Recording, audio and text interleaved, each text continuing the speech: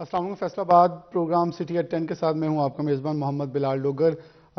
सर्दियों की सुबह है और आज धूप जो है वो भी निकली हुई है। सूरज के तुलू होने से ये रहा था कि आज मौसम कदरे बेहतर होगा, लेकिन अगर टेम्परेचर देखें तो वो यकीनन तौर पर बहुत लो नज़र आता है। ये यकीनन तौर पे यही लग रहा है जैसे पाकिस्तान से नहीं, पाकिस्तान से बाहर जो अमूमन पाकिस्तान के भी जो पहाड़ी इलाके हैं ख़ास तौर पर उनमें अमूमन ये टेम्परेचर होता है। जैसे सूरज मियाँ निकलते हैं तो साथ ही थोड़ा टेम्परेचर जो है ज़्यादा बढ़ता हुआ दिखाई देता है। तो मेरे ख्याल में मकसद कहने का ये था, थोड़ा ख्याल रखिएगा।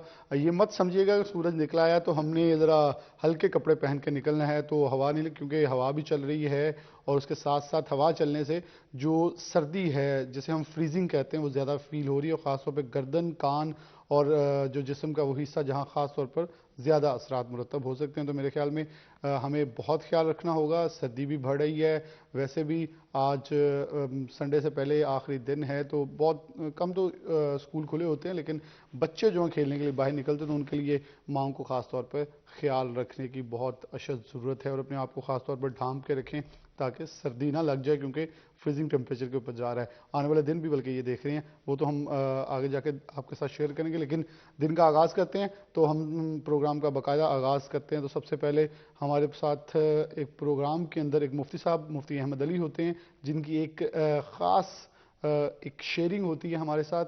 एक दिन एक नेकी के साथ हमारे लिए एक पैगाम लेकर आते हैं, तो देखते हैं आज का उनका पैगाम जो हमारे साथ शेयर कर रहे हैं वो क्या है।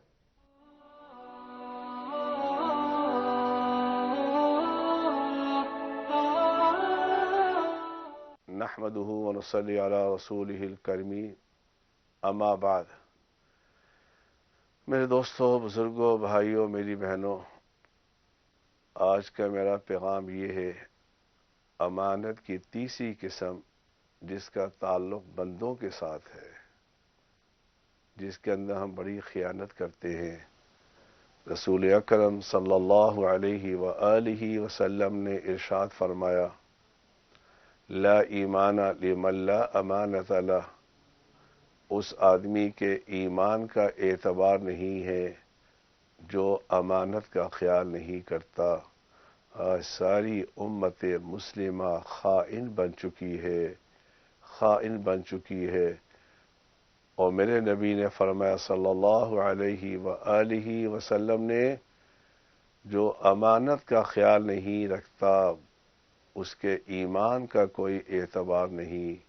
इसलिए मेरे भाइयों, मेरी बहनों, अमानत अगर किसी बंदे ने आपके पास रखवाई है उसको अदा करने में कोताही न करना। अल्लाह मुझे भी आपको भी इस पर अमल करने की तौफीक अता फरमाए। व आखिर दावाना अनिल हम्दुलिल्लाहि रब्बिल आलमीन। बहुत शुक्रिया। मुफ्ती अहमद अली साहब हमारे साथ मौजूद थे। बड़ा खूबसूरत मैसेज अमानत के ऊपर दे रहे थे। मेरे ख्याल में मुफ्ती साहब ने जिक्र किया अमानत का हमें ख़ास ख्याल रखें, जो हमारे दीन इस्लाम में हमारे खुदा ताला ने और ख़ास तौर पर नबी आखिर ज़मान सल्लल्लाहु अलैहि वसल्लम ने बहुत ज़ोर दिया है। लेकिन एक चीज़ हमें गौर करनी होगी, अमानत सिर्फ वो नहीं है जो हमारे पास रखवा दी गई है कि हमने इसका ख्याल रखना है, हमारे पास कोई अमानत रखवा गया हमने उसे लौटानी है, बल्कि अमानत लफ्ज़ों की भी होती है, राज़ों की भी होती है। हमें अमूमन आजकल हमने मुआशरे में ये अपना बहुत ज़्यादा रूटीन बना लिया। कुछ लोग हमसे कुछ शेयर कर देते हैं तो हम उसे फ़ौरन जो है वो अपने अल्फाज के ज़रिए आगे फैलाना शुरू कर देते हैं। तो हमें कुछ इन चीज़ों का भी ख्याल, अपने रवायात जो हमारी पहचान, हमारा हुस्न था, उनको वापस लौटा के लेके आना चाहिए। मेरे ख्याल में आगे बढ़ते हैं और हमारा अगला सेगमेंट होगा टुडेज़ वेदर।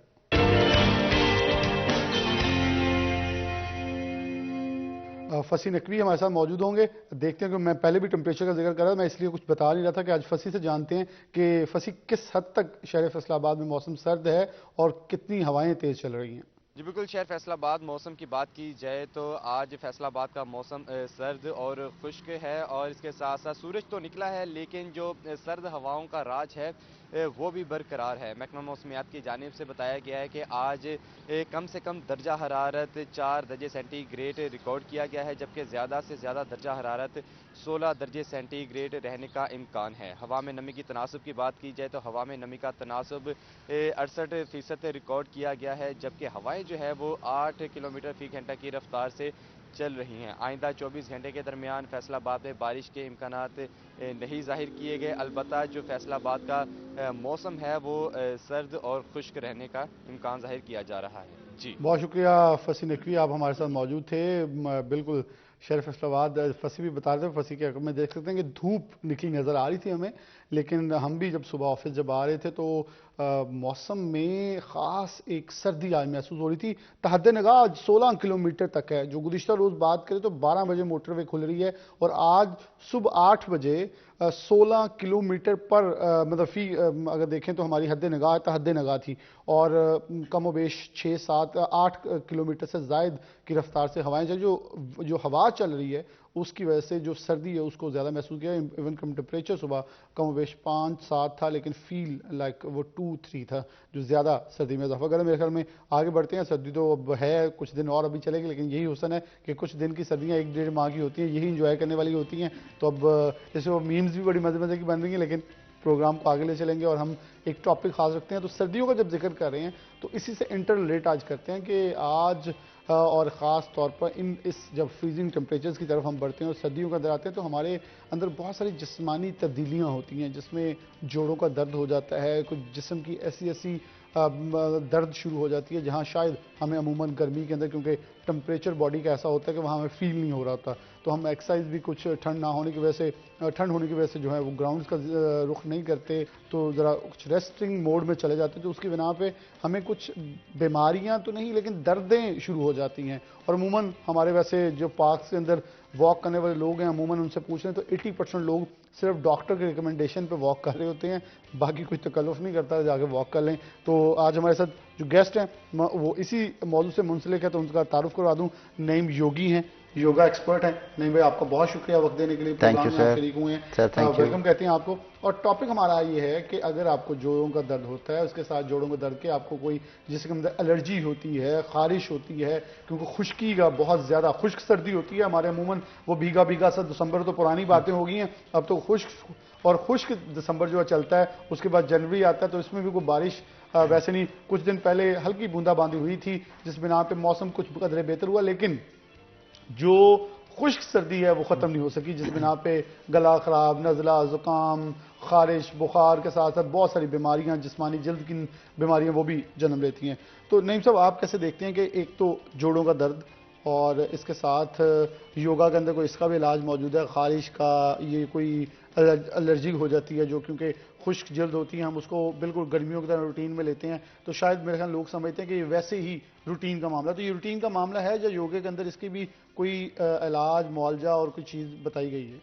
योगा में भाई सब कुछ ठीक हो सकता है, लेकिन उससे पहले लाइफस्टाइल को करना बहुत ज़रूरी है। जैसे कि जैसे ही ठंडा मौसम होता है तो सबसे पहले जो हम छोड़ते हैं वो पानी छोड़ते हैं, पानी का इस्तेमाल कम कर देते हैं और ज़रूरत ज़्यादा होती है, जिसकी वजह से मसल्स आपके सिकुड़ते हैं, शरीयानें आपकी सिकुड़ती हैं, ब्लड सर्कुलेशन आपका वीक हो जाता है, जिसकी वजह से फिर आपके जॉइंट्स के ऊपर स्टिफनेस बढ़ जाती है।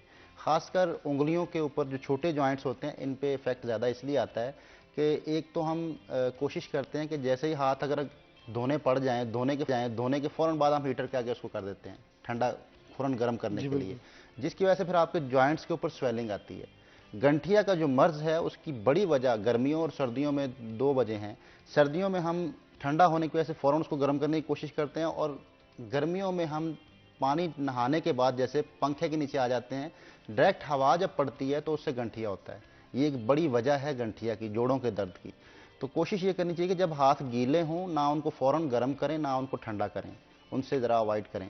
पानी का इस्तेमाल बढ़ा दें, और इसके लिए योग हमें क्या हेल्प कर सकता है, जैसे जिस्म के अंदर पानी की कमी हो जाती है तो जिस्म के अंदर कुछ ऐसी पॉइंट्स हैं जिनको अगर आप टच कर लें तो उससे जिस्म में पानी की ज़्यादती होना शुरू हो जाती है, पानी बढ़ना शुरू हो जाता है, पानी यूज़ होना शुरू हो जाता है। हम जो पानी पीते हैं उसमें अक्सर हम जो पानी पीते हैं वो यूरिन की शक्ल में निकल जाता है, यूज़ नहीं होता बॉडी के अंदर।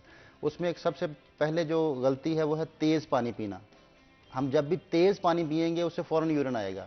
जो लोग कहते हैं पानी पीते ही यूरिन आ जाता है, तो उसकी बहुत बड़ी वजह तेज़ पानी पीना है। अच्छा। अगर आप पानी को आहिस्ता आहिस्ता सिप करके पिए, बहुत चूसते हुए पानी को पिए, तो आपको यूरिन जल्दी नहीं आएगा और पानी का इस्तेमाल आपकी बॉडी के अंदर होना शुरू हो जाएगा। दूसरी जो आपको चेंजेस लेके आनी है, आपने पानी पीते हुए उसको आपने कोशिश करनी कि देखते हुए पिएँ, बहुत आहिस्ता से देखते हुए आप उसको पिएं। लेकिन अगर पानी आप खाना शुरू कर दें तो ज़्यादा अच्छा हो जाएगा। पानी खाने से पानी मुराद पीना नहीं है, खाना है। पानी खाना अच्छा, है। हम तो वैसे अमूमन इसे गलत लफ्ज कहते हैं। वो कभी कभी हम मजाक में या तेजी में बोल रहे हैं पानी देना मैंने खाना है या पानी खा लें, वो कहते पानी क्या खाना है। पानी खाने से मुराद ये है कि कुदरत ने आपको सर्दी के मौसम में जहां भी सर्दी होगी पानी वाले फ्रूट दिए हैं। हम्म, अगर पानी पिया नहीं जाता, पानी पीना मुश्किल है, तो पानी खा लें। पानी खाने से आपकी बॉडी के अंदर जो पानी की कमी हुई है वो पूरी होना शुरू हो जाती है और उससे यूरिन भी नहीं आता। ठीक। जैसे ऑरेंज है, मौसमी है और मुख्तलिफ ऐसे जो फ्रूट्स जो मिलते हैं जिनमें पानी की मिकदार बहुत ज़्यादा है, तो वो सर्दियों में उनका इस्तेमाल बढ़ा दें, सर्दी भी कम लगती है। सर्दी ज़्यादा लगने की वजह ये होती है कि जिस्म के अंदर पानी की कमी हो जाती है। पानी ओके। कम इस्तेमाल की वजह से जो और है हम वो ये अमूमन सोच लेते हैं कि पानी नहीं पीना या कोई डेयरी चीज़ें इस्तेमाल नहीं करना, आइसक्रीम को छोड़ देते हैं बिल्कुल भी कि सर्दी लग जाएगी, पानी ज़्यादा पी लिया तो फिर ज़्यादा फील होगी। बिल्कुल उल्टा कॉन्सेप्ट है। हाँ जी, सर्दी में पानी की जरूरत ज़्यादा है जिस्म के अंदर। अगर आप पानी ज़्यादा पिएंगे तो आपको सर्दी का एहसास कम हो जाएगा। जिस्म के अंदर पानी की कमी हो जाती है, खुश्की भी इसीलिए होती है, इसीलिए आपके मसल्स जो हैं वो सिकुड़ जाते हैं। बहुत सारी चीज़ें आपकी जो है जिस्म के अंदर ऐसे श्रिंक हो जाती हैं।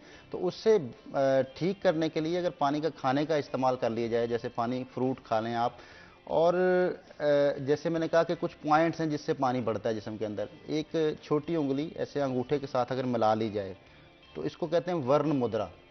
योगा इसको कहता है वर्ण मुद्रा। तो वर्ण संस्कृत जुबान का लफ्ज़ है जिसका मतलब ही पानी है, तो इसका नाम ही पानी का मुद्रा है। ये जिस्म में पानी की कमी को दूर करता है। अच्छा, हाँ, तो ये कितनी कितनी देर करना है जी? ये कम से कम जो है वो 5 मिनट। बस ऐसे करके बैठे हैं आप अगर कभी आपके होंठ खुश्क हुए हों और आपको जुबान खिंची हुई हो, तर ना हो, पानी ना पीने की वजह से, अक्सर होता है ना पानी नहीं पिया तो मुंह खिंच जाता है, जुबान खिंच जाती है, खुश्क हो जाती है, या बार बार गले में खारिश होती है, तो आप इसको सिर्फ 5 मिनट के लिए टच कर लें। मेरे ख्याल में 2 माह बाद रोजे आने वाले हैं, आप ये उसके लिए बड़ा मुफीद होगा। बहुत मुफीद है कि अगर आपको, वो लोग अमूमन कहते हैं कि रोजे के अंदर हमें प्यास लगना शुरू हो गई है, होंठ खुश्क तो ये हो गए मुद्रा कर लें। मुद्रा कर लें, ये वाला मुद्रा, वर्ण मुद्रा, इसको सर्च भी कर सकते हैं। वर्ण मुद्रा, इसको पानी का मुद्रा कहते हैं। अच्छा, इसको मिलाने से सिर्फ टच करना है, जोर नहीं लगाना, तो इससे आपकी जिस्म की खुश्की खत्म होना शुरू हो जाती है, डैंड्रफ आपका खत्म हो जाता है इससे बालों में। इससे आपके जिस्म के अंदर ओवरऑल पूरी बॉडी में पानी की जो है ना वो कमी कम होना शुरू हो जाती है। उसमें कमी की तरफ आप जो गए हुए हैं, बॉडी आपकी कमी है पानी की, तो उससे बेहतरी आनी शुरू हो जाएगी। लेकिन एक इसके साथ अगर ब्रीदिंग कर ली जाए, जैसे कि हम पानी पी नहीं रहे तो हवा के अंदर नमी है, बहुत सारा मॉइस्चर होता है, हवा के अंदर नमी है, हम उसको ले सकते हैं। उसका लेने का तरीका ये है कि ज़ुबान को पीछे की तरफ फोल्ड कर लें, ज़ुबान का नीचे वाला हिस्सा ऊपर तालू पे टच कर लें और दांत साथ जोड़ लें और मुंह के जरिए सांस खींचें। तो इनहेल करना सांस, नाक से खारिज कर दें। ये जिनको खारिश है उनके लिए बड़ी अच्छी ब्रीदिंग है। अच्छा, ये उसके खारिश के बाद इलाज खत्म हो जाए। खारिश, क्योंकि पानी की कमी होगी तो खारिश तो होगी। और एक बड़ी वजह होती है कि जब हवा में ठंडक होती है ना, ठंडी हवा जब चलती है, जो इस वक्त चल रही है आज, हाँ, तो वो जिस्म के ऊपर जो आपके मसाम होते हैं ना वो बंद हो जाते हैं ऑयल आने की वजह से। वो स्किन की जो नमी है उसको कम कर देती है। जब भी ठंडी हवा चलेगी और जिस्म के ऊपर छुएगी, एक तो आप कपड़े अपने वो कवर रखें, जैसे आपने कहा कि अपने जो है वो कानों को कवर रखें, सर को कवर रखें, सर्दी से बचें। ये सूरज निकलने का मतलब ये नहीं है कि आज ठंड नहीं है। क्योंकि आज मैं सुबह वो जब हम सुबह सुबह आते हैं तो एक प्रोग्राम जब मैं देख रहा था, बाद हमारे रिपोर्टर्स रिपोर्ट कर रहे थे, तो ये आपकी जो गर्दन है और कान की कनपट्टियां, इनके ऊपर खास तौर पे हवा टच कर रही थी बहुत, और ठंडक लगती भी इसी से है। इसी से। जो नाजुक जगह होती है ना, कान आपके, गला, ये मसल्स हैं जो खींचे जाते हैं, तो और फिर अगर हम कवर कर लिया जाए तो इससे आप सर्दी से, जैसे ग्लव्स का इस्तेमाल कर लिया जाए तो इनको कवर कर लें, पैरों को अच्छी तरह कवर कर लें, तो इससे ठंड का एहसास जो है वो कम हो जाता है। तो खारिश होती तब है जब आप ठंडी हवा आपको छूती है जिस्म के साथ, तो आपके जिस्म के ऊपर जो स्किन के अंदर जो नमी होती है ना वो कम होना शुरू हो जाती है। ये टेक्निकली है। जब वो नमी कम होती है तो आपके मसाम बंद हो जाते हैं, ऑयल आ जाता है। और अक्सर हम मुंह भी नहीं धोते, हाथ भी नहीं धोते सर्दी से बचने की वजह से, तो उससे मॉइस्चराइज आपका जो है वो बढ़ जाता है, जिससे मसाम बंद रहते हैं और फिर आपके अंदर जो है वो खारिश और ये बहुत सारी इचिंग और जिस्म के अंदर एलर्जीज बढ़ जाती हैं, एक्जिमा हो जाता है। तो इसके लिए बहुत सारी और भी चीज़ें हैं, लेकिन ख़ासकर कोशिश करें कि आप ब्रीदिंग कर लें। ये वाली ज़ुबान पीछे की तरफ, इसका नाम है सितकारी। सितकारी संस्कृत ज़ुबान का लफ्ज़ है। इसका मतलब है चूसना या चूमना। आपने सांस को ऐसे खींचना है कि जैसे चूस रहे होते हैं किसी चीज़ को। ज़ुबान को फोल्ड करके ऊपर टच कर लिया, दांत मिला लिए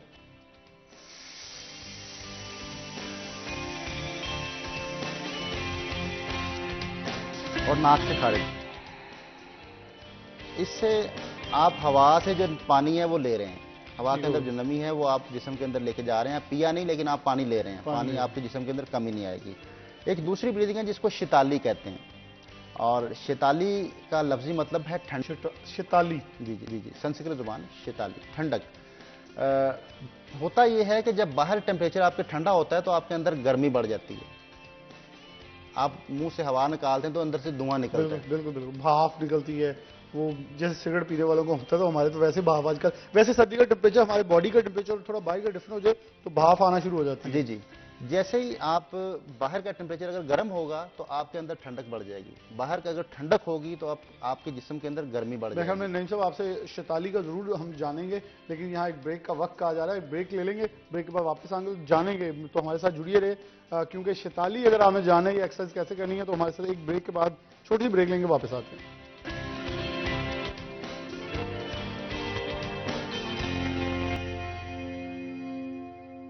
वेलकम बैक नाज़रीन, दोबारा से प्रोग्राम के अंदर खुशामदीद कहते हैं। नईम योगी साहब हमारे साथ मौजूद हैं। अच्छा, आप खसूसी एक कोई और एक्सरसाइज बताने वाले थे, वो जरा हमारे नाज़रीन से शेयर कर दें।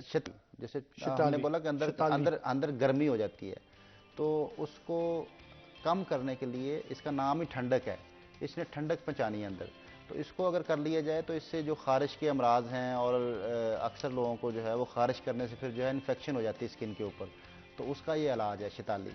बल्कि ये जिस्म के अंदर कोई भी जहर फैल जाए तो उसको भी कम करती है। शिताली के बारे में ये कहा जाता है कि अगर आपको किसी किस्म का कोई मूजी जानवर काट ले, डस ले, जैसे सांप डस ले, ना शुरू कर दी जाए तो उसका जहर असर नहीं करता। अच्छा, इतनी स्ट्रांग है ये जहर कम करने के लिए। तो जिस्म के अंदर कोई भी ऐसी इन्फेक्शन हो, किसी भी किस्म का आपके अंदर एलर्जी हो, उसके लिए शिताली प्राण की जाए। शिताली करने का तरीका ये है कि ज़ुबान को बाहर निकाल के गोल करना है और ज़ुबान को पाइप बना लेंगे, ज़ुबान के ज़रिए से सांस लेके जाएं और नाक से उसको खारिज कर दें।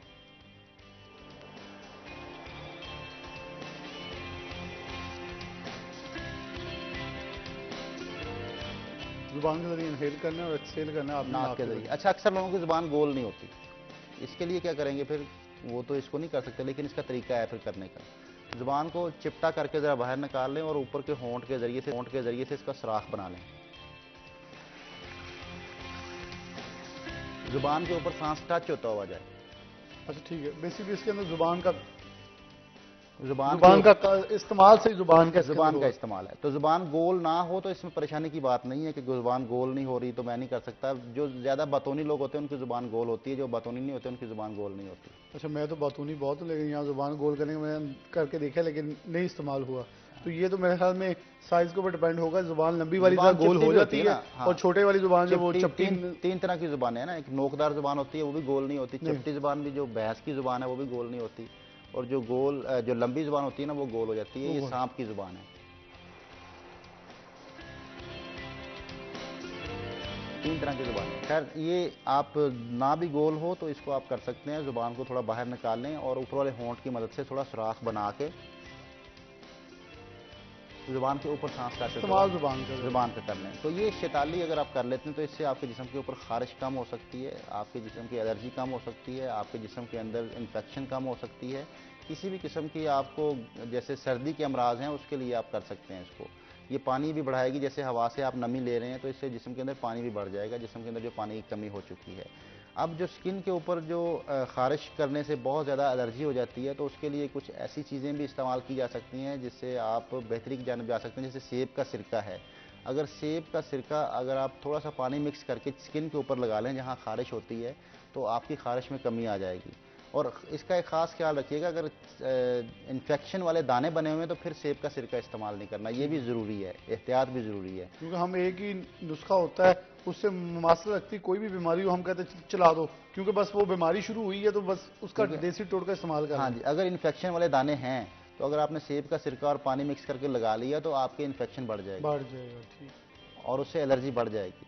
तो फिर उसके लिए क्या करना होगा, उसके लिए फिर सरसों का तेल लगा के उसके बाद आप उससे पानी से साफ़ कर लें या पानी बहा दें ऊपर, तो मॉइस्चर आ जाएगा। जिस जगह पे आपको खुश्की है, जिस जगह पे आपको लगता है कि खारिश बार बार हो रही है तो उसमें आप सिर्फ सरसों का ऑयल हल्का सा मसाज कर लें, ज़ोर से नहीं, और उसके ऊपर पानी बहा दें। पानी बहा दें, उसको लगा रहने दें ऑयल को कुछ देर के लिए, या रात को सोने से पहले इस तरह कर लें, तो इससे जो है वो आपकी खारिश कम हो सकती है। इसके अलावा जो है वो अगर आप दही उसके अंदर पपीता डाल लें मैश करके, और दही और पपीते का एक बना के पेस्ट आप लगा लें जहाँ पे आपकी खारिश है, चाहे इन्फेक्शन भी है, आपके दाने बने हुए हैं, तो उससे भी जो है वो लगा रहने दें, उसको आधा घंटा 1 घंटा लगा रहने दें, उसके बाद धो लें आप उसको, तो उससे आपकी स्किन बेहतर होना शुरू हो जाती है, स्किन साफ़ होना शुरू हो जाती है। केले का छिलका बेहतरीन है खारिश के लिए। अच्छा। हाँ जी, केले का छिलका अगर उससे आप मसाज कर लेते हैं, केले के छिलके से जो उसके अंदर मॉइस्चर होता है, आप उसको ऐसे मल लें, कितनी देर तकरीबन? 5 मिनट के लिए ऐसे मसाज कर लें केले के छिलके से। यहाँ तक कि जिनके स्याहियाँ हैं चेहरे के ऊपर या जिनके चेहरे पे दाग हैं, तो केले के छिलके के मसाज से दाग भी खत्म हो जाते हैं। आप केले महंगे करवा देंगे मेरे ख्याल में, खवातीन ने ये सारा टोटका इस्तेमाल करना शुरू कर देना है, क्योंकि ये जिनको खारिश है वो तो शायद कम इस्तेमाल करेंगे, लेकिन खवातीन जो मॉर्निंग शो देख रही हैं इस वक्त वो जरूर इसको इस्तेमाल करेंगी मुफीद तरीके से। बेहतरीन क्रीम है, आप जितनी चाहे क्रीमें इस्तेमाल कर लें, जो केले के छिलके से रिजल्ट मिलेगा किसी क्रीम से नहीं मिलेगा। अगर आप रंग को गोरा करना चाहते हैं, आप केले के छिलके से मसाज करें। केले के छिलके के अंदर ऐसी एक ताकत है कि वो आपकी स्किन को निखार देता है। स्किन को निखारना चाहते हैं, स्किन के दाग खत्म करना चाहते हैं, स्किन के ऊपर आप दाने खत्म करना चाहते हैं, दानों के दाग खत्म करना चाहते हैं, तो केले के छिलके की मसाज करें। तो ये तो मेरे ख्याल में, मैं अभी आज की भी देखें तो केला आज 145 रुपये दर्जन है, लगता है आने वाले दिनों में ये बहुत महंगा हो जाएगा। पहले ब्रायलर मुर्गी नहीं यहाँ काबू आ रही, तो अब आपने उसकी भी एक अच्छा टोटका दे दिया है। अब सेब या और भी किसी फल का बता दें ताकि हम जरा रेट्स पे कंपैरिजन करा बैठे। नहीं, सेब का सिरका जो है वो इस्तेमाल सेब का करें। सिरका और केले का छिलका। केले का छिलका, ये मतलब अल्लाह ने कुदरती तौर पर इन कुदरती चीजों के तौर अंदर ऐसी खासियत रखी है कि हम जिसको शायद कभी टच भी नहीं करते, टच भी नहीं करते। अच्छा, केले की पेस्ट बनाकर ब्रश के साथ आप केले की पेस्ट करते हैं, आपके दांत भी चमकेंगे और मसूड़े भी नहीं होंगे। हाँ, ये इसका मुझे थोड़ा सा इल्म है कि वो जो उसका केले का खासतौर पर मैश कर लें केले को खाने के और आप ब्रश के साथ उसको अपने दांतों पे मलें, तो आपके दांत भी साफ हो जाएंगे और दांतों में दर्द भी खत्म हो जाएगा, और मसूड़े जो इनके फूलते हैं बार बार, वो केले की पेस्ट से आप जो है वो आप पेस्ट किया करें, आपको कभी भी मसूड़े नहीं फूलेंगे। अच्छा, केला इतना फायदेमंद चीज़ है, लेकिन हम उसको ऐसे ही लाइट से समझते लेकिन हैं। अमूमन हमारे वैसे केला जो पहले बड़ा अच्छा क्वालिटी का आता था, इस वक्त सैलाब ने बड़ा मुतासिर किया हमारे केले की हाँ जी, फसल को, बिल्कुल। बहुत ज़्यादा मुतासिर कर दी। अभी तक वहाँ पानी खड़ा है, वो तबाह हो गई है फसल, तो हमारा केला इसलिए महंगा भी हुआ है अभी। लेकिन एक ख़ास ये भी वजूहात के हैं कि पाकिस्तान का केला पूरी दुनिया के अंदर मीठा और अपना टेस्ट रखता है, लेकिन केले की फसल के अंदर भी स्प्रेज और आर्टिफिशियलिटी बहुत ज़्यादा आ गई, जिस बिना के ऊपर क्या उसकी तवानाइयत जो है वो उतनी बरकरार रहेगी? बिल्कुल बरकरार रहेगी। उसकी वजह ये है कि जो हमारे यहाँ सिंध का जो केला है, ये इसमें ख़ास कर खाद के बगैर इसको बनाया हाँ जी, जाता है। वो बिल्कुल साइड पे। इसमें किसी किस्म की, क्योंकि वहाँ पे सिंध में जो है वो एक तो दरियाए सिंध का पानी बहुत ज़बरदस्त मुहैया है, वहाँ पे पानी की कमी नहीं है, और वहाँ की जो मैंने फील किया, सिंध में मेरा चक्कर लगता रहता है, तो सिंध में जो सब्जियाँ भी हैं उनकी मिठास और सिंध में जो फ्रूट्स हैं उनकी मिठास में फ़र्क है पंजाब की निस्बत। उसकी बहुत बड़ी वजह पानी है, दरिया सिंध का पानी। मीठा पानी जब भी मिलता है और बगैर आप खाद के जब भी कोई चीज़ तैयार करते हैं, तो उसके अंदर जो है वो ज़्यादा ताकत भी होती है और ज़्यादा उसकी ग़िज़ाइयत भी होती है, ग़िज़ाइयत बेहतर है। तो खैर केले जो हैं वो आपको आपकी स्किन को बेहतर कर सकते हैं, उसके छिलका और केले की जो है वो इस्तेमाल किया जाए स्किन के लिए। इसके अलावा हम जोड़ों के दर्द के हाँ, जोड़ों अगर के आते दर्द में हैं, इसी तरफ आ रहा था बिल्कुल। जोड़ों के दर्द पे कुछ खास बता दें, क्योंकि मेरे ख्याल में हमारे जो मुअम्मर लोग हैं, वैसे तो अब सारे मुअम्मर लग रहे हैं, क्योंकि हर एक नौजवानों को भी यहाँ दर्दें शुरू हुई हैं जोड़ों की, क्योंकि सर्दी के अंदर शायद वो, जैसे आपने पानी का जिक्र किया, जो हम पानी नहीं पीते तो फिर कहीं किसी के दर्द होगी, डेफिशिएंसी से किसी भी जगह पे आपको दर्द शुरू हो सकती है, फिर हम साथ ही कह देते हैं लो जी ये देखें, ये ख्याल नहीं करता, आपका खाना पीना अच्छा नहीं है, इसलिए जोड़ों की दर्द, आप बूढ़े हो गए हैं, बेशक आप नौजवान हैं, लेकिन आपको सियाना कर देते हैं लोग साथ ही अगर आपको दर्द शुरू हो जाए कहीं पे। जोड़ों के दर्द की बड़ी वजह जो है ना, वो गलत एंगल में पाँव रखने का, वॉक का है। हम जब भी चलते हैं, आप अक्सर लोगों को देखेंगे वॉक करते हुए ना पाँव टेढ़ा रख के चलते हैं, पंजे बाहर की तरफ निकाल के चलते हैं।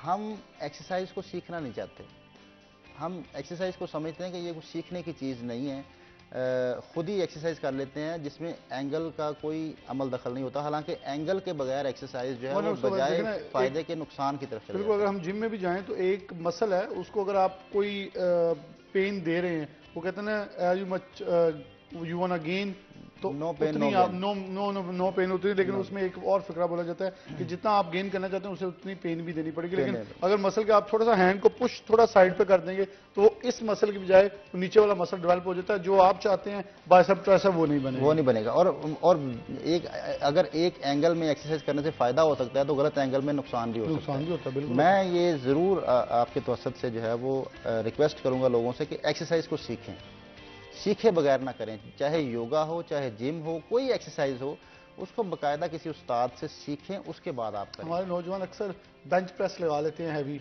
कमर की। मैंने बहुत सारी ऐसी पेचीदगियां देखी हैं जहां पीछे डिस्कें ब्रेक हुई हैं, पीछे से कुछ ना कोई ऐसी ज्यादा पेचीदगी पेश आई है, फिर ऑपरेट करवाने पड़ जाते हैं लोगों को। अब जैसे सर्दियां हैं, सर्दियों में खासकर कोशिश करें कि इनडोर आप कुछ भी करें, आप योगा करें, आप कोई भी एक्सरसाइज करें, तो आप कोशिश करें कि जो ठंडक है उससे बचें।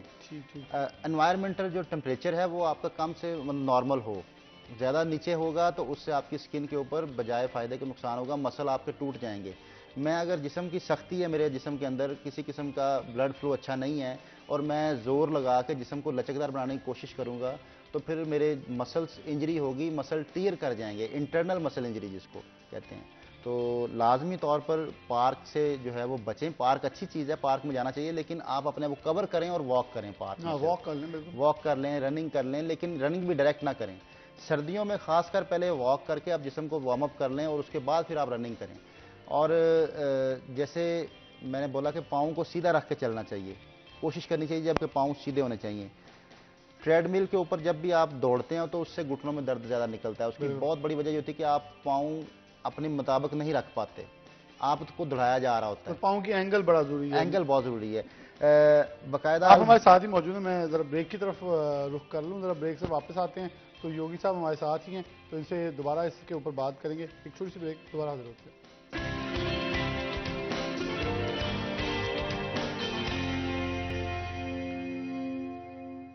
वेलकम बैक नाज़रीन, दोबारा से प्रोग्राम के अंदर खुशामदीद कहते हैं। सुबह है, आपके साथ हमारा ये सफ़र जारी है। नईम योगी हमारे साथ मौजूद हैं, जोड़ों की दर्द के ऊपर बात कर रहे थे। नईम साहब, कैसे इसके लिए ख़ासियत क्या आप बता रहे थे कि जो एक तो आपने इंडोर एक्सरसाइज का बताया, जिम के अंदर भी कुछ आप ट्रेडमिल का बता रहे थे, ये बड़ी अमूमन अब तो बात हर एक में कॉमन सेंस पे चल गई लोगों को कि ट्रेडमिल के ऊपर घुटनों का दर्द निकलता है, तो उसकी वजूहात आप कुछ डिफाइन कर रहे थे। जी बिल्कुल। जैसे कि योग में जोड़ों को दर्द को हम वात रोग कहते हैं। 3 हिस्सों में डिवाइड करता है योग बीमारियों को, वात रोग, पात रोग, काफ रोग। तो जो जोड़ों का दर्द है इसको जैसे आर्थराइटिस को से जाना जाता है। संस्कृत जुबान का लफ्ज़ है अमावाता। तो अमावाता के लिए योग हमें ये कहता है कि आप अपनी बॉडी की अलाइनमेंट करें। किसी भी जिस्म में जब भी आपके वात रोग बढ़ेंगे तो इससे गैसेस बढ़ जाएंगे। गैसेस बढ़ने से आपके जो जॉइंट्स होते हैं इनके अंदर स्पेस होती है। हमेशा जिस्म के अंदर या किसी भी जगह गैस वहाँ होती है जहाँ स्पेस खाली मिले। तो जब जॉइंट्स के अंदर स्पेस बढ़ जाती है तो फिर आपका जोड़ दर्द करता है। खासकर जैसे आपके घुटनों के दर्द बहुत तकलीफ होती है। तो उसके लिए हमें अलाइनमेंट करने के लिए क्या करना होगा कि आप ऐसे बैठें कि आपका जो एज है ये सोफे का, या आपके घुटने के अंदर टच हो। हम लोग अक्सर बैठते हैं तो ऐसे बैठते हैं, आगे होके बैठते हैं, और हम इसको जितना पीछे फोल्ड करके बैठेंगे, अक्सर हम ऐसे बैठते हैं कि मोड़ के बैठते हैं। जितना घुटना मुड़ा हुआ होगा उतना ही आपकी अलाइनमेंट खराब हो रही है। कोशिश करें कि घुटना आपका जो है वो बिल्कुल सीधा रहे, टांग को सीधी रखनी। हाँ जी। अब इसमें आपका सेफ है घुटना, और बैठने की पोजीशन ये होनी चाहिए कि जितना घुटने से नीचे बैठेंगे उठते वक्त उतना हाथों का सहारा लेके उठें, और जितना आप घुटने से ऊपर बैठेंगे उतना उठना आपके लिए आसान होगा। जब भी कोशिश घुटनों के ऊपर वजन देकर उठना गलत है। कोशिश ये करें कि जब भी आप बैठें तो आपका जो बैठने की सीट है वो घुटने से नीचे ना हो। आपकी हिप्स घुटने से नीचे नहीं जानी चाहिए। ये जो स्लोप बनी हुई है नीचे की तरफ। अच्छा, वैसे ये हम जो चीज़ है गाड़ियों के अंदर बहुत नोट करते हैं कि जो सीट, जैसे हम कुछ गाड़ी में नाम तो नहीं लूंगा, कि इस गाड़ी की सीट बड़ी बिलो है, घुटने ऊपर आ जाते हैं, पेड़ नीचे चले जाता है और हिप नीचे चले जाती है, तो हम ड्राइविंग में कंफर्टेबल नहीं है। हाँ। अच्छा, कुछ गाड़ियां बड़ी कंफर्टेबल हैं क्योंकि हम कहते हैं हमारी टांगें सीधी हैं। इवन हम जो हमारे कैरी बोलान्स हैं, हम कहते हैं इसकी ड्राइविंग बड़ी अच्छी क्योंकि हमारी टांगें सीधी रहती हैं। अब जितना आप इसको फोल्ड रखेंगे बैठे हुए, जितना नीचे जाएंगे आपका घुटना फोल्ड हो रहा है, तो आपके नीचे से मसल सिकुड़ रहे हैं, आगे से जोड़ खुल रहा है। आपकी जो घुटने का जोड़ खुल रहा है। अब इसके लिए करना क्या है कि आप बिल्कुल पीछे होकर बैठ जाएं और टांग को सीधा करके ऐसे रोक लें। ओके। बिल्कुल सीधा, ये घुटना आपका टाइट हो जाएगा। अब जो नीचे का मसल आपका जो वीक हुआ है वो स्ट्रेच होगा, और ये जॉइंट के अंदर जो स्पेस बढ़ गई है वो कम होना शुरू होगी। यहाँ आप 10 सेकंड तक रोकें, काउंट कर लें 1 2 ऐसे 10 तक, और फिर फोल्ड कर लें। फिर इसी तरह दूसरी साइड को कर लें। टांग को बिल्कुल सीधा करके रोकने की कोशिश करनी है। ये आपके घुटने की बेहतरीन एक्सरसाइज है। और इसके साथ दूसरी अगर ऐड कर ली जाए तो और अच्छे घुटने, आपके घुटनों के जो दर्द है वो कम होना शुरू हो जाएगा बगैर मेडिसिन के। आप बिल्कुल इसको सीधा करें, टांग सीधी करके अब अपने पैरों को रोटेट करें ऐसे क्लॉकवाइज, टांग सीधी रखें, और फिर एंटी क्लॉकवाइज ऐसे टांग को सीधा रखना है। ये आप 5-5 दफ़ा घुमा लें, इस तरह दूसरी साइड से फिर, तो 5-5 दफ़ा दोनों को कर लें। ये जोड़ों का दर्द जो घुटनों के ऊपर आता है ये ठीक होना शुरू हो जाएगा। और इसमें जो आपके आजकल न्यू लोग नए घुटने भी डलवाई जा रहे हैं, इसके अंदर जो कवर्स हैं सब कुछ डलवा रहे हैं। बगैर किसी सर्जरी के आप बेहतर कर सकते हैं अगर सिर्फ ये 2 एक्सरसाइजेस कर लें। और जैसे छोटे जॉइंट्स में दर्द आता है, ये जो गंठिया जिनको बोलते हैं, छोटे छोटे जॉइंट्स में दर्द आता है, तो हमने वो बात की गैसेस का बढ़ जाना, जिस्म के अंदर गैसेस बढ़ जाती हैं, जिस्म के अंदर गैसेस ट्रैवल करती हैं। आर्थराइटिस में क्या होता है कि जिस्म के अंदर जो आपकी पेन्स हैं वो मूव करते हैं, कभी किसी जगह कभी किसी जगह कभी किसी जगह, रुकती नहीं है, ठहरती नहीं। तो उसकी बड़ी वजह गैसेस है, गैसेस मूव करती हैं बॉडी के अंदर। तो उसके लिए एक मुद्रा है जिसको वायु मुद्रा कहते हैं। पहली उंगली को ऐसे फोल्ड करके हल्का सा पकड़ लें, जोर से नहीं, पहले जॉइंट के ऊपर अंगूठे को ऐसे फोल्ड कर लें, और हाथ किसी भी तरह रख लें, ऐसे रख लें, ऐसे रख लें। बातें कर सकते हैं, आप वॉक करते बैठे बैठे हाँ जी, आप गुफ्तगू करें, आप कंप्यूटर पे काम कर सकते हैं। एक हाथ से बना लें, किसी भी एक हाथ से बना लें। तो अच्छा, जरूरी नहीं है दोनों हाथों की जरूरी नहीं है। तो 5 मिनट कम से कम, ज्यादा से ज्यादा 1 घंटा, मैक्सिमम 1 घंटा 24 घंटे में।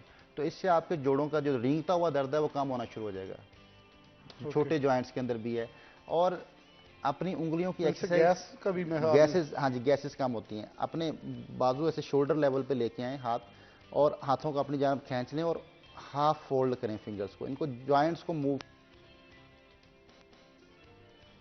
स्ट्रेच करें, फोल्ड करें, हाफ पंच नहीं बनाना, हाफ फोल्ड करें, फिर सीधा करें, फिर फोल्ड करें। तो ये आपके जो छोटे जॉइंट्स में पेन आती है ये कम होना शुरू हो जाती है इससे। बहुत शुक्रिया। मेरे ख्याल में नईम साहब का हमें आज बहुत स्पेशल शुक्रिया अदा करना चाहिए, क्योंकि मेरे ख्याल में बहुत सारी सर्दियों के अंदर जो हमें उमूमन दर्द होती है, जिस पे ख़ासतौर पर गैसेस के साथ साथ खारिश, एलर्जी, जोड़ों का दर्द, उसके लिए बड़े मुफीद। उन्होंने कहा कोई ये बीमारी नहीं, बेसिकली हमारी अंदर की कमज़ोरी, जब हम ख़ास तौर पर कोई नाअहली कह लें, अपनी पानी का इंटेक कम कर देना, और फिर हम ज़्यादा अपने आप को स्टिफनेस बढ़ा देना, इसके ज़्यादा रीज़न हैं जिसको हम कवर अप करें तो हम बेहतरीन अंदाज में ये दर्दों को कवर अप कर सकते हैं। नईम योगी साहब, आपका बहुत शुक्रिया प्रोग्राम में आज आपने हमें बड़ा कीमती टाइम दिया। इसी के साथ एक ब्रेक लेंगे, ब्रेक के बाद दोबारा हाजिर होते हैं।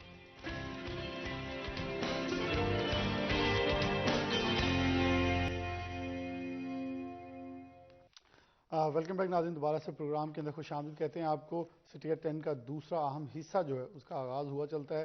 प्रोग्राम को आगे लिए चलते हैं, और प्रोग्राम में जब भी हम बात करें तो शहर फैसलाबाद के अंदर हम ज़रूर जिक्र करते हैं कि शहर भर में इस वक्त जो सबसे पहले हमने प्रोग्राम के हिस्से में अपने मौसम की, लेकिन दूसरे हिस्से के आगाज़ के अंदर ही शहर में जो सब्जियां, फल और ख़ास तौर पर दीगर चीज़ों की कीमतें हैं उसका जिक्र भी ज़रूर करते हैं। तो आगे बढ़ते हैं, आज की कीमतों के ऊपर ज़रा नज़र दौड़ाएंगे कि फैसलाबाद की जो मार्केट कमेटी है उनकी तरफ से एक मखसूस रेट लिस्ट जो है वो जारी की जाती है, तो उसके भाव आपके साथ ज़रा शेयर कर लेते हैं। तो आज शहराबाद के अंदर अगर जिक्र करें तो ब्रायलर मुर्गी गोश्त के अंदर 10 रुपये फ़ी किलो कमी वाक़या होती हुई हमने देखी है। मार्केट कमेटी की जो रेट लिस्ट है उसमें गुज़िश्ता रोज़ 510 रुपये फ़ी किलो ब्रायलर मुर्गी का गोश्त बिक रहा था, जो कि आज 500 रुपये किलो तक आ गया।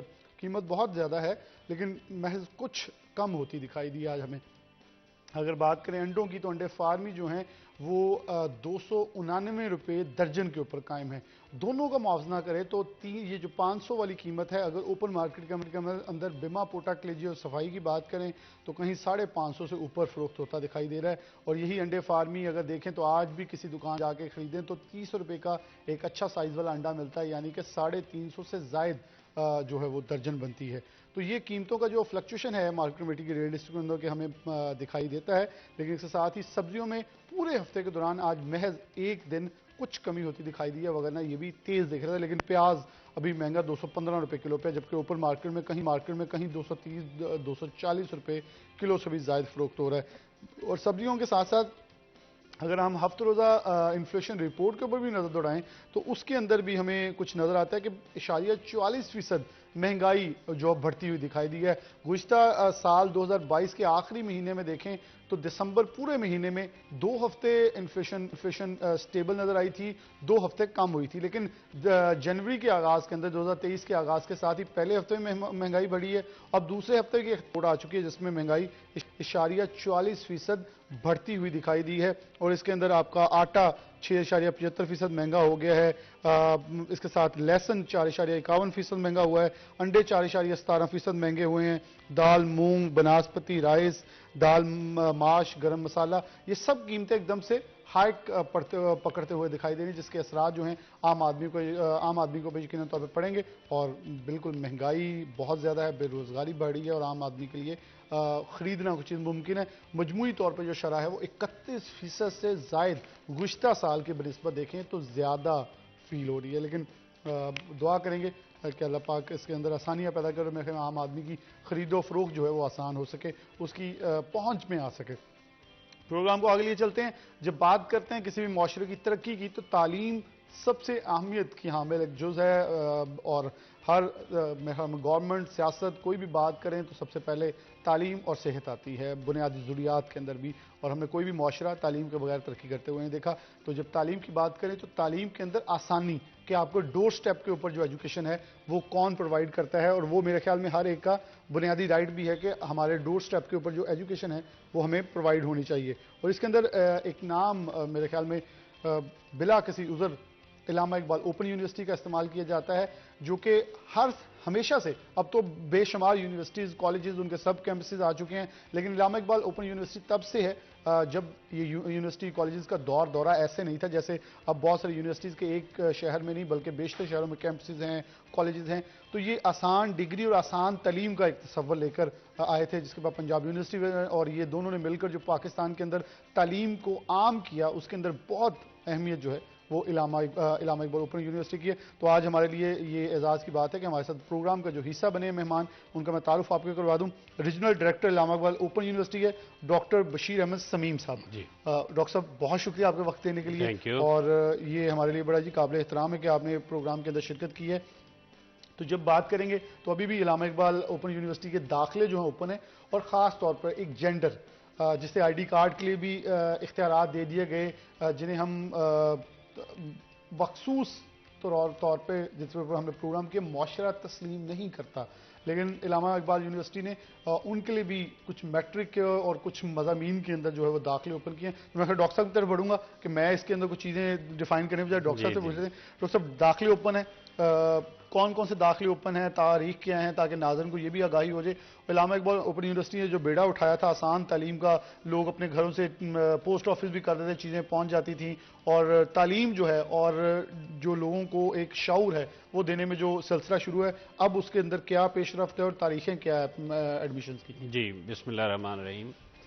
देखिए जी, हमारे लिए पाकिस्तान के लिए बड़े एजाज़ की बात है कि हमारे पास अल्लामा इकबाल ओपन यूनिवर्सिटी मौजूद है। अल्लामा इकबाल ओपन यूनिवर्सिटी ने अपने ऑपरेशन जो थे वो 74 से शुरू किए थे। ये एक आम यूनिवर्सिटी नहीं है। हमारे पास दो किस्म के जो अप्रोचेस हैं टीचिंग के, एक आम यूनिवर्सिटी में आपको फेस टू फेस एजुकेशन मिलता है, ठीक है, लेकिन हमारे यहाँ जो है एक दूसरी टाइप ऑफ एजुकेशन है जिसे हम ओडीएल सिस्टम कहते हैं, ओपन डिस्टेंस लर्निंग। तो इसमें हमारा जो स्लोगन है वो ये है कि education at your door step. तो उसमें हम जो है ओपन डिस्टेंस लर्निंग में पूरे पाकिस्तान में हम फैले हुए हैं। हमारा जो कह लें कि इंफ्रास्ट्रक्चर है उसमें 54 के करीब हमारे रीजनल सेंटर्स हैं जो पूरे पाकिस्तान में। उनमें से एक सेंटर है फैसलाबाद रीजन का, जिसको मैं देखता हूँ।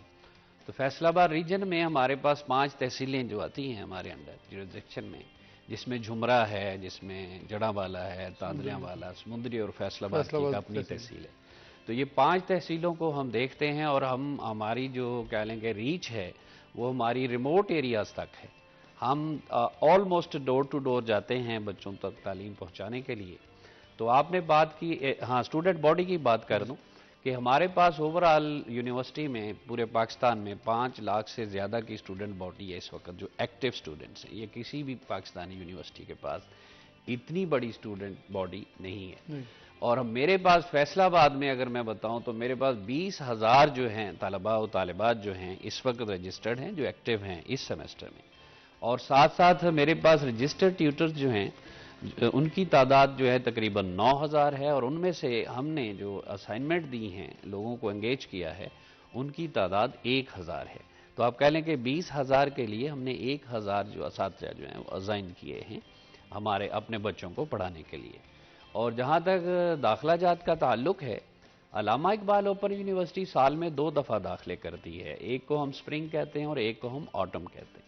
अभी हमारा जो सेमेस्टर शुरू हो रहा है ये हमारा स्प्रिंग सेमेस्टर है, जिसे स्प्रिंग 23 कहते हैं सर। इसमें हमने शुरू में हमारे 2 फेज़ में एडमिशन्स होते हैं। पहले फेज़ में हमारा जो है मैट्रिक है, FA है, और साथ दरसे निज़ामी के कोर्सेज हैं, और इसी तरह दरसे निज़ामी के बच्चों के लिए हमारे पास ओपन कोर्सेज हैं। FA लेवल पे हमारे पास ICOM है, दरसे निज़ामी खासा है, और इसी तरह उनके लिए भी ओपन कोर्सेज अवेलेबल हैं। और कुछ हमारे पास वर्चुअल कोर्सेज भी हैं जो कि हम सर्टिफिकेट कोर्सेज जिनको कहते हैं, जो कि हम BF टेक्नोलॉजी जो है, जिसे बियॉन्ड द फ्यूचर टेक्नोलॉजीज़ के थ्रू जो है वो हम बच्चों को सिखाते हैं। ऑनलाइन कोर्सेज हैं वो हमारे।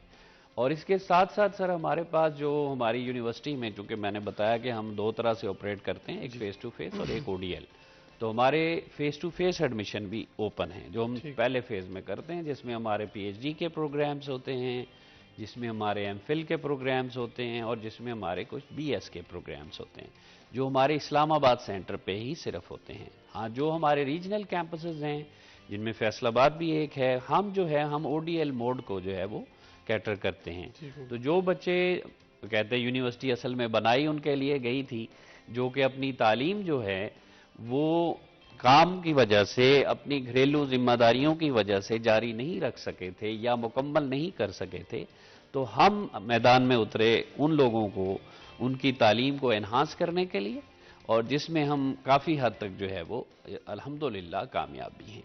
क्योंकि बहुत सारी जगह पे हमने ये देखा, जब आपने ये बात की कि लोग काम काज करते हैं तो वो चाहते होते हैं अपने ही ऑफिस के अंदर, जो अपने ही उस ऑर्गेनाइजेशन के अंदर तरक्की करें, तो उनके लिए रिस्ट्रिक्शंस होती हैं कि आप फलां डिग्री कर लें, फलां मोड इख्तियार करें, तो लोग फिर वहीं बैठे बैठे डिग्री लेते हैं ताकि एजुकेशन हासिल करें। तो मेरे ख्याल में ये बड़ा अच्छा एक सिस्टम है लोगों को आसान एजुकेशन देने का भी। देखें, लोग कहते हैं कि कोविड बड़ा जालिम था, नो डाउट जालिम था, कोविड ने बड़ा हमें नुकसान भी पहुंचाया, लेकिन कोविड ने हमें जो कह लें कि एक तरह से फ़ायदा दिया, उसने लोगों को ये रियलाइज़ कराया कि ऑनलाइन एजुकेशन सिस्टम भी एक सिस्टम है।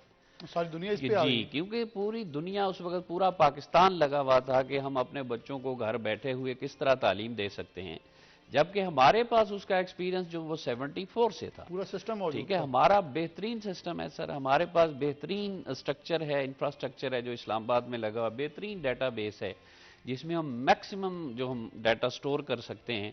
तो हमारे पास ऐसा कोई इशू नहीं था हमारे लिए कि हमारे बच्चे कैसे पढ़ेंगे, हम तो उनको ऑलरेडी पढ़ा रहे थे।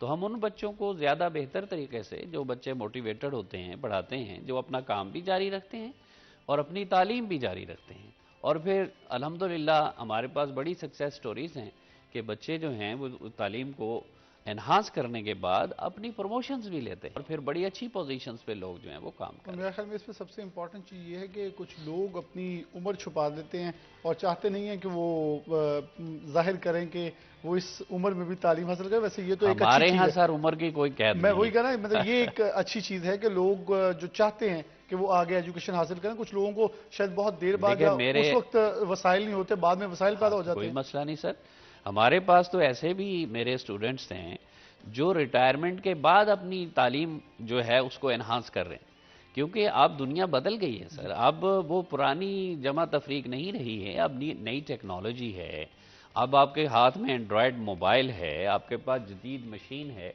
तो आप किस तरह उससे दूर रह सकते हैं। आज का छोटा बच्चा भी जो है वो एंड्रॉयड यूज़र है। आप अपने घर में देख लें तो बच्चे को अगर पुराना मोबाइल दे दें जो टच मोबाइल नहीं है, तो वो कहता है ये मुझे ख़राब मोबाइल आपने पकड़ा दिया। तो वो भी अगर यूज़र है तो भाई फिर हमें हर एक को चाहिए कि हम नई जो टेक्नोलॉजी आ रही है, मतलब हमें बियॉन्ड द फ्यूचर सोचना पड़ेगा। जो नई टेक्नोलॉजी आ रही है हम उस पर काम करें, उसको सीखें और उससे हम अपनी तालीम को, अपनी अहलियत को एनहांस करें। अमूमन होता भी ये है कि 60 साल के बाद जब ये ऑफिसर रिटायर होंगे तो उस वक्त तक टेक्नोलॉजी बड़ी अपडेटेड हो जाती है, तो जी। ये लोग फिर अपने आप को समझते उस मुआशरे के अंदर, जी। फिर वो चाहते हैं कि कोई उन्हें किसी एडहॉक पे या किसी के साथ वो अपना टाइम गुजारें, क्योंकि बड़ा मुश्किल हो जाता है नौकरी हाँ। करने वाले लोगों के लिए कि फारिग बैठना। तो वो चाहते हैं कोई छोटी मोटी ऐसी कोई डिग्री या ऐसा कोई एक्सपीरियंस आ जी। जाए ताकि वो साथ अपने लफ कर लें एक्सपीरियंस जी। के और उनको हायर कर लिया ये जाए। ऐसा ही है, बिल्कुल ऐसा है। हम उनको पूरा मौका फराहम करते हैं। उस जेंडर का कोई मतलब वहाँ पे डिस्क्रिमिनेशन नहीं है।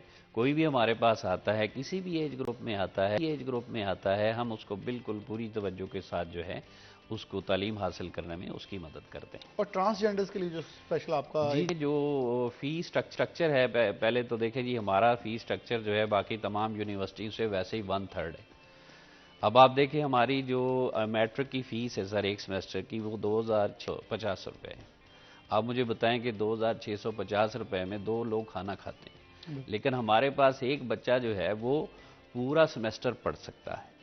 तो हमने फ़ी स्ट्रक्चर पहले ही लो रखा हुआ है, लेकिन इवन लो होने के बावजूद भी जो है हमने जो है फ़ी वेवर के भी हमारे पास ऑप्शंस मौजूद हैं। ठीक है, फी वेवर में हमारे पास जो है ट्रांसजेंडर की आपने बात की, तो ट्रांसजेंडर हमारे पास सर टोटली फ्री है। ओके। ट्रांसजेंडर जो है वो जहां से भी स्टार्ट लेना चाहे और जहां पे भी अपनी तकमील करना चाहे, हम उसको टोटल फ्री पढ़ाते हैं। ताकि कन्विंस करें कि वो आए इस जी जी, setup मैं तो पे आए। बहुत कन्विंस करता हूं सर। मैंने ट्रांसजेंडर की जो पॉकेट्स हैं हमारे फैसलाबाद में, मैं वहां खुद गया हूं। ठीक है, मैंने उनके जो गुरुज हैं उनके रिक्वेस्ट भी की है कि जी आप अपने बच्चों को जो है वो पढ़ाएं। हम बिल्कुल फ्री पढ़ा रहे हैं, एजुकेशन फ्री देंगे, असातिज़ा फ्री फ्राहम करेंगे, बुक्स फ्री। बुक्स तो वैसे ही हम फ्री देते हैं सबको, लेकिन इन बच्चों से हम फीस भी नहीं लेते, सिंगल पेनी हम नहीं लेते, हम इनको बिल्कुल टोटल फ्री है। इसके अलावा सर हमारे पास जो शोहदा के बच्चे हैं, जो कहीं भी शोहदा हों, जैसे हमारे फौजी भाई हैं उनके बच्चे हों, या हमारी पुलिस के शोहदा हैं उनके बच्चे हों, जो भी हमारी लॉ एनफोर्समेंट एजेंसीज हैं, अगर उनमें कोई शहीद है तो उनके बच्चे को भी सर हम फ्री पढ़ाते हैं, बिल्कुल टोटली फ्री है। और इसके अलावा जो हमारे ऑर्फन्स बच्चे हैं उनके लिए भी हमारे पास डिफरेंट पैकेजेस हैं कि जिसमें आप कह सकते हैं कि किसी को हम 50% भी कर देते हैं, किसी को हम 100% भी कर देते हैं। इसके अलावा हमारे पास एक कैटेगरी है प्रिजनर्स की। तो जो हमारे जेल में हमारे भाई बहने हैं, हम उनको भी फ्री तालीम देते हैं, बल्कि तो जेल में जाके उनको सारी चीज़ें प्रोवाइड करते हैं, तो वो भी बिल्कुल फ्री है। और जो हमारे पास माजूर का सर हमारे पास भी ऑप्शन है। हमारे पास कुछ टोटली ब्लाइंड्स होते हैं, जो पार्शली ब्लाइंड होते हैं, या कोई भी माजूरी अगर आ जाती है, उन बच्चों को भी जो है हम 50%, और जो टोटली डैमेज है उसको हम जो है कह देते हैं 100% तक वेवर देते हैं। हम चाहते हैं कि कोई बच्चा ये ना कहे कि मुझे मौका नहीं मिला, हम बिल्कुल फ्री। हमारे कोशिश हम ये भी करते हैं कि हमारे ये जितने भी ये सिग्नल्स हैं, वहाँ से अगर किसी बच्चे को कन्विंस कर सके, ठीक है जी हाँ, कि आयो बच्चे बिल्कुल फ्री पढ़ाएंगे, आप आके दाखिला लो। और सिमिलरली हमारा, अगर आप हमारा ऑफिस आपने देखा हो मिल्लत चौक में, मिल्लत रोड के ऊपर है, मिल्लत टाउन में, F ब्लॉक में, हमारे पीछे पूरी इंडस्ट्री है। तो वहाँ भी हम विजिट्स करते हैं, इंडस्ट्री मालिकान से मिलते हैं, रिक्वेस्ट करते हैं कि अपने बच्चों को पढ़ाएं, तो वहाँ से भी हमें काफ़ी अच्छी खासी तादाद जो है वो मिलती है।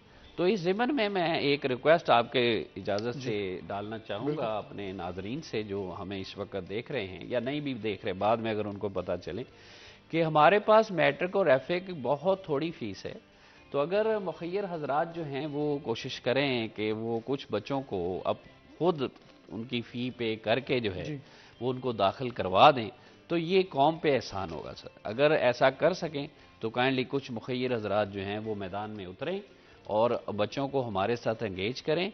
हम इंशाअल्लाह उन बच्चों को बेहतर तालीम जो है उससे मुस्तफ़ीद करेंगे।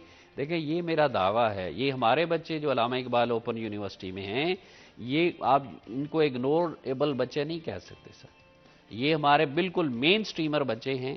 मैं आपको अपनी यूनिवर्सिटी के बेहतरीन लोग दिखा सकता हूँ एलुमनाइज में, जो इस वक्त बहुत इस पे काम कर रहे हैं। इसका ये फायदा होगा कि खास तौर पर जो फैक्ट्री ऑनर्स हैं वो अगर अपनी फैक्ट्री की लेबर को इस तरफ लगा लें, तो हम मुआशरे में एक सबसे बड़ी जो चीज़ मैं इनिशिएट कर सकते हैं वो ये है कि हम अक्सर अमूमन जब सिग्नल क्रॉस करते हैं तो लोगों के अंदर एजुकेशन की कमी ना होने की वजह से, कमी होने की वजह से जो मिस कंसेप्शंस की वजह से जो हम एक्सीडेंट्स और बहुत छोटी छोटी गलतियों से चीज़ें देख रहे होते हैं, मेरे ख्याल में एक तो जो तालीम याफ्ता मुआशरा होता है वो बेहतरीन चीज़ों को लेकर आगे बढ़ता है और इससे हमारा पूरा मुआशरा जो है ग्रोथ पकड़ता है। ब्रेक लेंगे, ब्रेक के बाद दोबारा वापस आते हैं।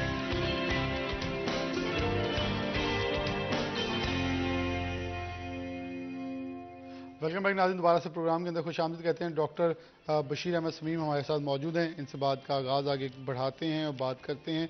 और डॉक्टर साहब, एक तो एडमिशन डेट्स मैंने पहले भी आगाज़ में पूछा, थोड़ा उसका ब्रीफ करें ताकि नाज़रीन को आसानी हो जाए, और प्रोसेस के ऊपर थोड़ी नज़र डाल दें कि प्रोसेस क्या है, क्योंकि लोगों को ये बड़ा अभी बहुत सारे लोग जानते हैं लेकिन कुछ नाज़रीन जानना चाहेंगे, कुछ क्यूरीज आई हैं हमारे पास कि लोग जानना चाहते हैं कि प्रोसेस इस वक्त क्या है और डेट्स स्पेसिफिक है।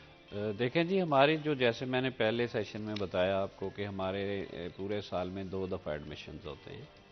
इस वक्त हमारे जो स्प्रिंग 23 है उसके कल से हमारे एडमिशन्स का आगाज़ हो रहा है, 15 जनवरी से। यूजुअली इसी तारीख को हम करते हैं। और ये जो हमारा ODL मोड है इसका दाखिला जो है वो 21 फरवरी तक जारी रहेगा।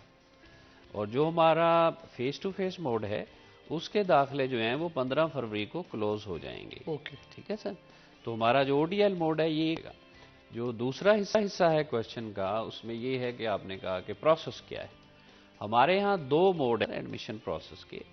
एक तो होता है कि प्रॉस्पेक्टस आप खरीदें, उस प्रॉस्पेक्टस के अंदर सारी प्रोग्राम की डिटेल भी होती है, उसमें फ़ी वाउचर भी होता है और उसमें एडमिशन फॉर्म भी होता है।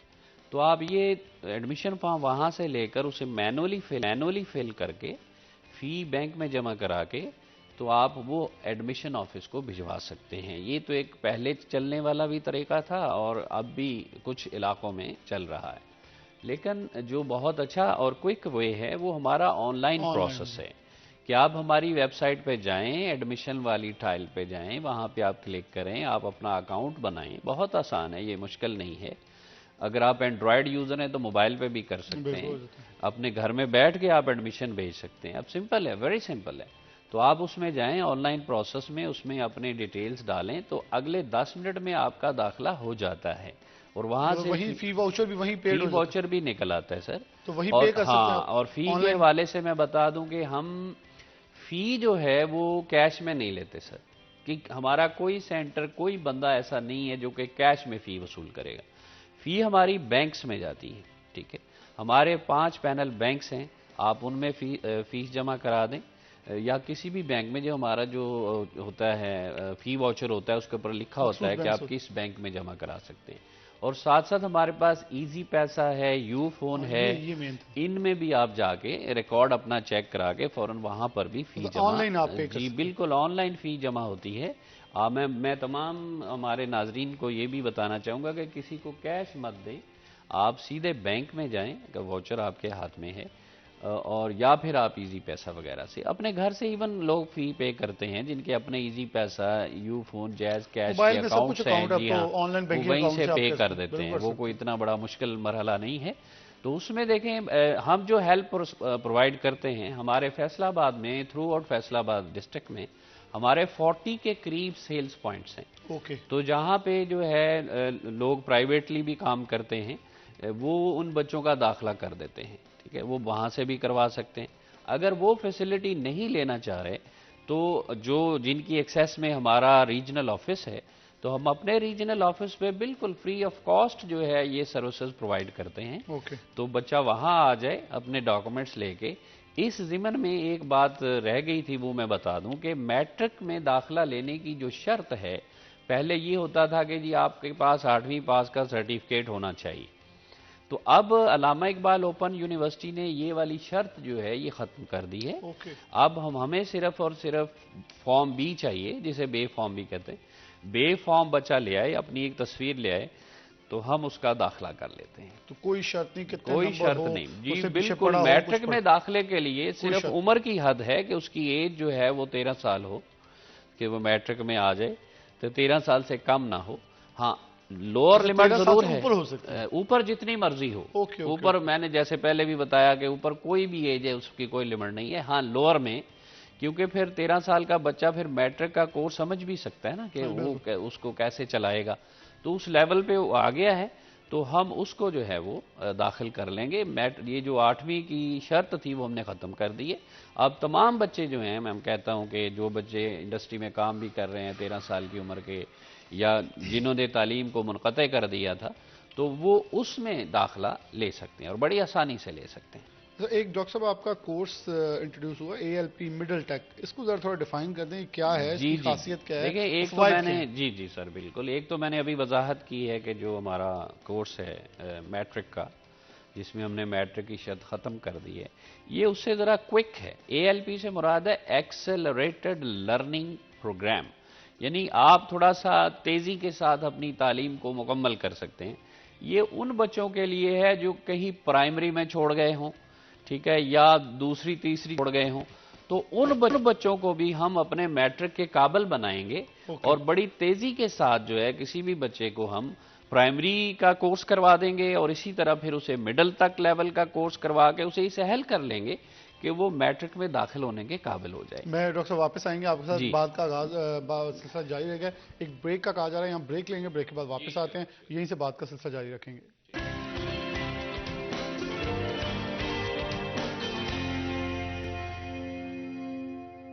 वेलकम बैक नाज़रीन, दोबारा से प्रोग्राम के अंदर खुशामदीद कहते हैं। प्रोग्राम का आखिरी हिस्सा जो है अब इख्तिताम के करीब है, तो ज़रा कुछ अहम मालूमात है इलामा इकबाल ओपन यूनिवर्सिटी से रिलेटेड, वो डॉक्टर साहब से पूछ लेते हैं। डॉक्टर साहब, हमने एडमिशन प्रोसेस भी देख लिया, ALP भी देख लिया, एक बुक्स की कोई शिकायत आ जाती हैं कि किताबें नहीं पहुँच पाती या किताबों की हसूल के लिए लोगों को मुश्किलात होती हैं, तो इसको ज़रा ब्रीफ कर दें कि इसमें अगर मुश्किल किसी को आती है तो वो कैसे इसको कवर अप करें, जो आप लोगों तक कैसे पहुँचे, आप लोगों तक शिकायत कैसे पहुँचे, उस प्रोसेस को थोड़ा आसान करवा दें।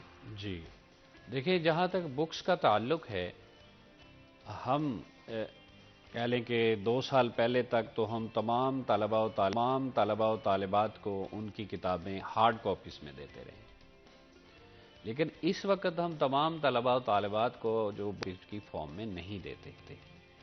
हम हार्ड कॉपीज़ सिर्फ मैट्रिक, FA और हमारा एक प्रोग्राम है एसोसिएट डिग्री प्रोग्राम है बैचलर का 2 साल का, सिर्फ इन प्रोग्राम्स के बच्चों को हम किताबें हार्ड कॉपीज़ में देते हैं। बाकी तमाम प्रोग्राम हमारे जितने भी हैं उनकी बुक्स जो हैं हम सॉफ्ट फॉर्म में देते हैं। हमारी वेबसाइट्स पे बुक का ऑप्शन मौजूद है डाउनलोड्स में, तो आप वहाँ जाके बुक को आप क्लिक करें तो वहाँ पे तमाम प्रोग्राम्स की, सिर्फ उन बच्चों की नहीं जिनको हम हार्ड कॉपीज़ नहीं देते, उन बच्चों की किताबें भी वहाँ पड़ी हैं जिनको हम हार्ड कॉपीज़ भी देते हैं।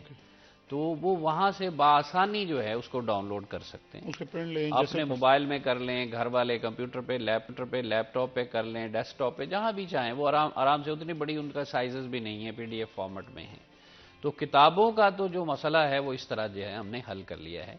और जहाँ तक उनकी तरसील और फिर उनका घर तक पहुँचना, उसमें असल में बहुत सारे फैक्टर्स होते हैं। लेकिन हमने अपनी तरफ से इस दफ़ा कोशिश की है, बल्कि मुझे बता रहे थे डायरेक्टर एडमिशन्स हमारे कि डॉक्टर साहब हमने 100% बुक्स जो हैं यहाँ से तरसील कर दी है, मतलब वो भिजवा चुके हैं, तो कोई एक भी नहीं छोड़ा उन्होंने मैट्रिक, FA और ये एसोसिएट डिग्री प्रोग्राम्स के लिए।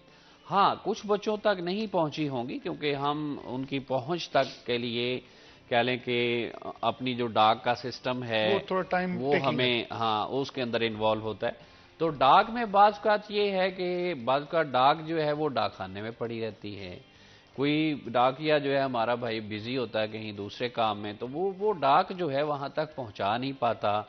या दूसरी एक और मेन वजह होती है कि कुछ बच्चों ने अपना एड्रेस ही गलत लिखा होता है, ठीक है। जब बच्चा अपना एड्रेस ही गलत लिखेगा तो भाई फिर तो घर नहीं पहुँचेगी ना।